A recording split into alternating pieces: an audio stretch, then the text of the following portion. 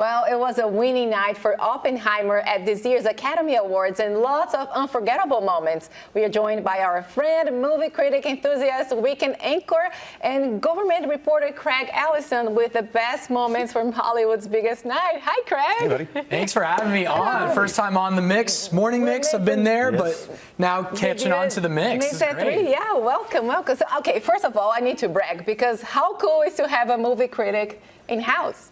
Right here with us. And you know that you were talking about that today because I know you watched all 10 movies. They were now for Best Picture, right? Yeah. So any surprises last night?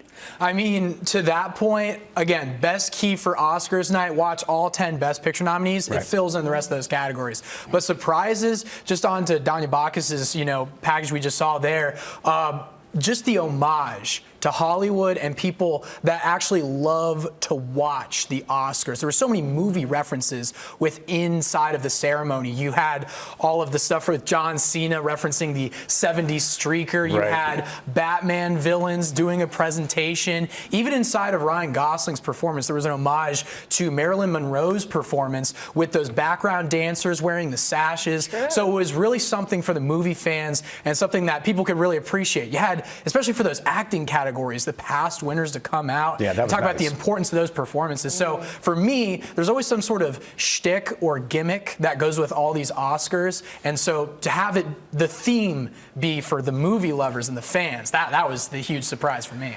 I really enjoyed that as well with the past winners coming out, and a little personal note to each other nominee was a really nice thing.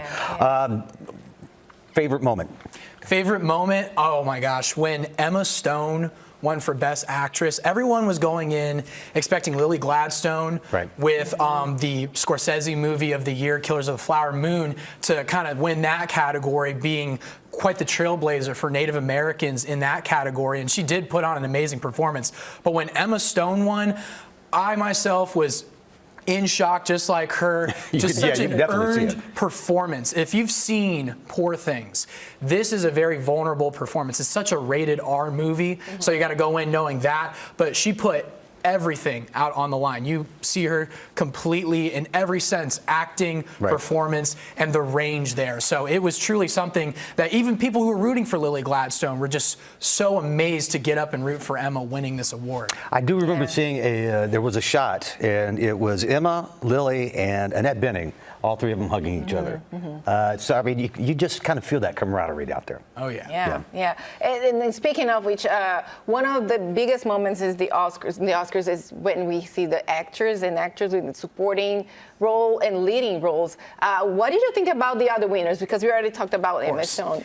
Yeah, so to that point, you're going into this ceremony. Robert Downey Jr. and Cillian Murphy won just about every single possible award for acting that you possibly could, going through BAFTA, Golden Globes, and so it was kind of expected going in. But to see both of those actors win for this movie was just such a special treat. Cillian Murphy's been in so many of these Christopher Nolan movies, so it was a journey for both of them to win their first awards for acting and directing at the same time for the same movie. And then going to Robert Downey Jr., this has been the story to follow, with such a career that started in a rough patch. He had a really rough childhood, as he mentioned in his speech going in, and then for him to finally get to that moment where he wins the Oscar. It's just that complete journey coming to fruition.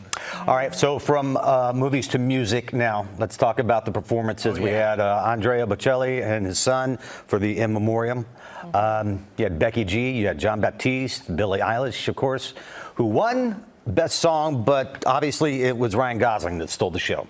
Gosh, that was so insane. So many different parts of this. As you can see right there, starting it off with the one Barbie herself, getting it started right off. He's still in character. He's just Ken. So he just was going off on that whole performance. So many different moments right there with that Marilyn Monroe reference with these background dancers. Even had a little nod to Emma Stone passing her by, everyone calling that the La La Land moment between the two of those, that energy there. And then bringing out towards the end of that performance Slash on the guitar. It was just so many amazing moving pieces to this stellar performance that everyone is still talking about. Yeah, and they're going to for a while. It will, yeah. I loved it, every single minute of it. Craig, any upsets last night? Yeah, again, everyone was kind of expecting Lily Gladstone to win Best Actress. And then, you know, it was the movie of the year. No one's denying that, Barbie. But for them to only come away with 1 Oscar is definitely a surprise for the highest grossing movie of the year, the highest money coming in for a female director ever on an opening weekend. Right. So just the fact that even in my prediction sheet, you know, I didn't give Barbie too much awards in my predictions just to kind of, and there's the sheet Oh, there. yeah. I only picked a couple of Barbie winners there, but at the same time, it is just quite a shock to walk away, and they only got 1 Oscar out of the night. So that was a big strike there. Yeah, 19 You got predictions. 19 out of 23. Out of 23, how amazing is that? That's passable. That's what passable. it's 82%. And that's what you have to do is you have to watch That is impressive. all the Best Picture nominees. You need to make Yeah. a C to be able to get on Mix It 3. That's what you can do. All right. That was impressive. Craig, how about Jimmy Kimmel? Fourth time. How did you think about his performance last night?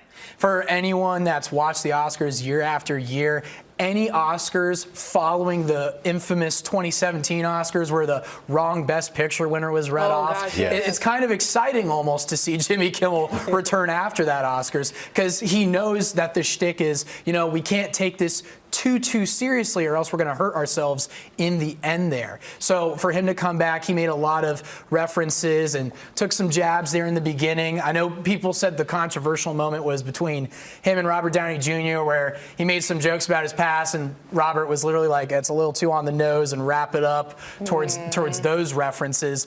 But he made sure to keep it in line with the films, and he even called out everyone that didn't vote in Greta for Best Director. Very Because I it's did. the I remember Academy seeing that. there. Yeah, Yes, you're yeah. absolutely right. Absolutely right. They're like, why are you clapping? You didn't vote for her. Exactly. That was a great night and one to be remembered for sure. Absolutely. Craig, thank you so much. Good That job. was Thank you for having me. amazing. It's always a Right. pleasure. Gosh, we had to have you back. Please, please. 23 out of 23 next time. All right, I'll try. It is amazing. It is amazing. All right, we continue celebrating